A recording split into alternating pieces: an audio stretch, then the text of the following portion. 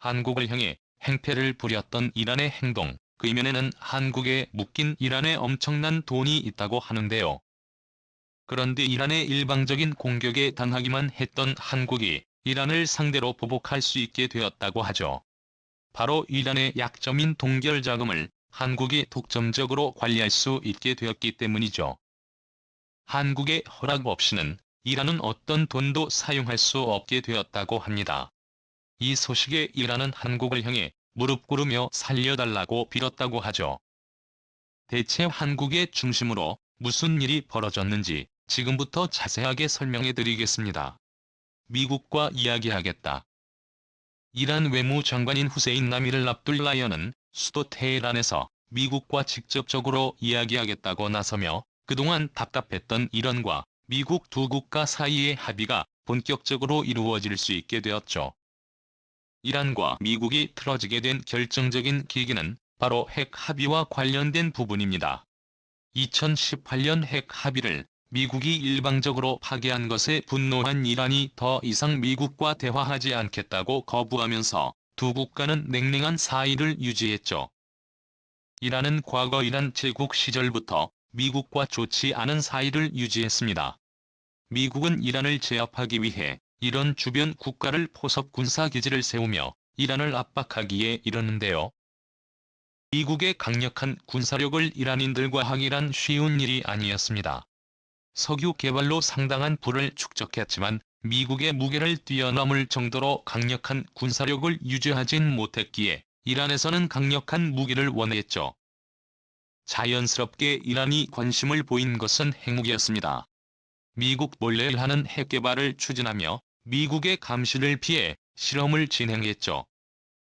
하지만 CIA를 비롯한 미국 정보기관은 이란 핵 개발을 눈치채고 이에 미국은 유럽 국가들과 함께 이란에 대한 본격적인 제재를 가했습니다. 수출과 관련해 경제 제재가 들어가자 이란은 심각한 타격을 입었죠. 결국 이를 버티지 못한 일하는 미국과의 협상을 통해 포괄적 공동행동 계획에 서명을 했습니다. 제20회의는 이란이 유엔 안보리 상임이사국과 독일 등 주요 국가와 맺은 경제제재 해제의 협정입니다. 13차에 걸친 실무 협상 끝에 겨우 타결된 것으로 이란은 앞으로 핵무기 보유를 포기하는 대신 미국과 유럽의 경제 제재를 해제하는 것을 골자로 했죠.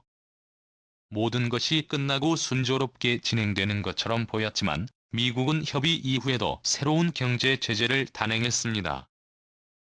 제재는 핵 개발 관련한 제재의 해제와는 별개로 탄도미사일 개발과 테러 지원에 대한 제재라는 설명을 내세웠죠. 이런 입장에서는 분노할 수밖에 없었습니다. 핵을 내려놓기로 약속한 협의를 미국이 바로 무너뜨린 것이나 다름없었기 때문인데요. 이후 일하는 미국과는 더 이상 대화하는 게 의미가 없다고 판단 강력한 반미 국가로 남았죠. 대화할 일이 있어도 유럽 국가를 통해 간접적으로 의사를 전달하는 모습을 보였습니다. 당연히 미국도 이런 일환을 곱게 위해줄 필요가 없었죠. 미국은 제재를 계속해서 가했는데요. 당시 대통령인 트럼프는 이란을 굴복시키기 위해 갖은 방법을 동원했습니다. 이란이 호락호락하게 굴복하지 않자 트럼프는 최후의 수단을 썼는데요. 바로 이란의 국영은행과 국부펀드를 제재하는 최고 수위의 제재를 한 것입니다. 이란의 자금은 미국의 허락 없이는 이전할 수 없게 된 것입니다. 이런 입장에서는 매우 당황할 수밖에 없었죠. 바로 이 지점에서 한국이 등장하게 되는데요. 이란은 그동안 한국은행을 이용해 거래를 진행했습니다. 미국의 제재를 피하기 위한 꼼수라고 할 수 있었죠. 그런데 트럼프가 강력한 제재를 가하면서 한국에 묻거든 이란의 엄청난 돈이 한국에 고스란히 남게 된 것입니다. 한국 입장에서도 매우 난처한 입장이었죠. 한국은 이란과의 사이가 나쁘지 않았습니다. 오히려 한국은 이란과 주요 교역을 하면서 좋은 관계를 쌓아왔죠. 이 한국은행을 주거래 은행으로 정한 것도 좋은 관계에서 비롯된 것입니다. 그러나 미국이 간섭하면서 이란에도 70억 달러가 한국에 고스란히 남게 되었습니다. 한화로 약 8조에 해당하는 금액은 이란에게 있어 정말로 중요한 돈인데요. 이 돈이 없으면 국정 운영에 지장이 갈 정도입니다. 미국은 요지부동으로 동결을 풀어줄 수 없다고 나서는 상황에서 궁지에 몰린 이란은 한국을 상대로 최악의 수를 두게 됩니다. 그게 한국의이어 납포 사건이죠. 이란 혁명수비대가 호르무즈 해협을 지나는 한국 개미호를 납치 이란의 반다르 아바스항에 억류되어 한국 선원들이 장기간 옹주되는 일이 있었는데요. 혁명수비대는 이런 정부와 관련성이 없다고 주장했지만 이 뒤에는 이런 정부의 입김이 다 있는 것은 누가 봐도 명백했죠. 결국 오랜 협상 끝에 혁명수비대에 납부된 우리 배를 되찾을 수 있었습니다. 납치 배경에는 한국을 협박해 동결된 자금을 풀려는 이란의 움직임이 있었던 것이 명백했죠. 납포에 이어 일하는 한국 기업들의 광범위한 제재를 가하기 시작했습니다. 이란 최고 지도자는 한국 가전제품 수입을 금지한다는 내용을 발표했습니다. 목상으로는 자국 산업을 보호한다는 이야기였지만 실은 한국을 협박해 동결 자금을 받으려는 수작이었습니다. 당연히 한국은 미국의 제재가 풀리지 않으면 불가능하다고 말하고 이란의 협박에도 불구하고 동결 자금을 넘겨주지 않았습니다. 이란을 향해 한국은 더 이상 압박하지 말라는 경고 메시지를 보내며 강경한 태도를 보여주었죠. 사실 한국은 이란과 미국 사이에 끼어든 피해자라고 볼 수 있죠. 이들 사이에 끼어 한국 국민들만 피해를 본 것이라 한국 정부 입장에서도 분노할 수밖에 없었는데요. 그런데 한국이 이란에게 당한 것을 한 번에 복수할 수 있는 기회가 생긴 것입니다. 한국이 동결 자금을 독점적으로 관리하게 된 것인데요. 8조에 가까운 금액을 한국이 손쉽게 얻을 수 있게 된 것입니다. 현재 이란은 다년간의 경제 제재를 받아 경제적으로 위기에 몰려있는 상태입니다.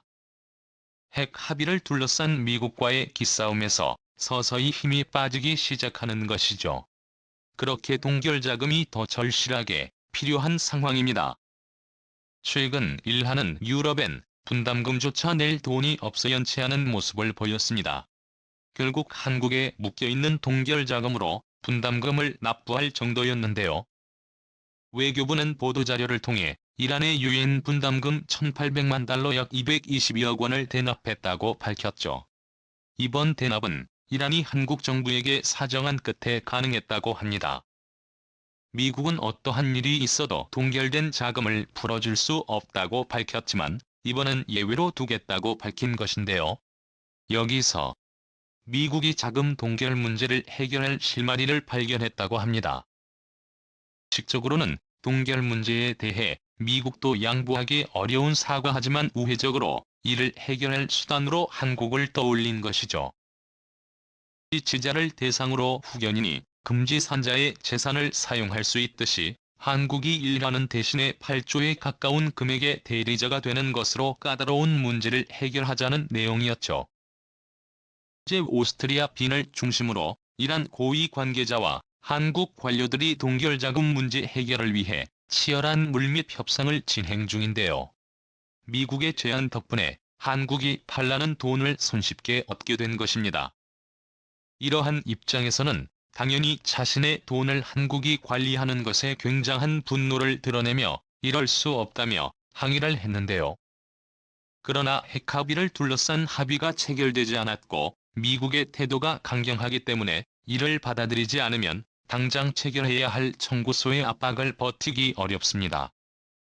게다가 공교롭게도 한국과 소송 끝에 한국 정부로부터 730억 원을 돌려받게 된 이란 고위 가문인 다야닉과의 문제가 겹치면서 이란 역시 미국의 제안을 거부할 수 없게 되었죠.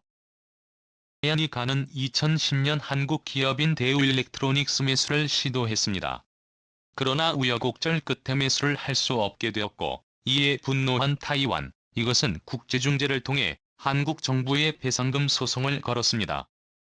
한국 정부의 개입으로 인수합병의 실패로 돌아갔고 이에 대해 한국 정부는 책임을 져야 한다는 주장이었죠. 국제 분쟁을 판결하는 재판소는 이 주장을 받아들여 이란의 손을 들어줬습니다. 한국은 다이아니가에게 730억 원의 비용을 지불해야 했는데요. 그런데 미국 정부의 제재가 들어가면서 한국은 이란에게 어떠한 금액도 지불할 수 없게 되었습니다. 재판 결과로 지불하는 배상금도 이란에게 유익이 되는 행위라 판데다 미국은 이조차도 이란에게 갈 수 없다고 한 것이죠. 그런데 만약 미국의 제안을 받아들여 한국이 8조 원을 관리한다면 당연히 이것은 한국으로부터 7만 30억 원을 받을 수 있게 됩니다. 이란과의 거래가 전부 동결된 이 시점에서 이러한 논의 관련은 대리자인 한국이 다이가에게 돈을 지불하는 것은 그 어떠한 하자도 없기 때문이죠. 태연이 가는 돈을 받기 위해서라도 이런 정부에 압박을 끼치기 시작했습니다. 태연이 가는 이란의 오래된 명문가로 아무리 이란 정부라고 해도 다이아니가의 존재를 무시할 수 없는데요.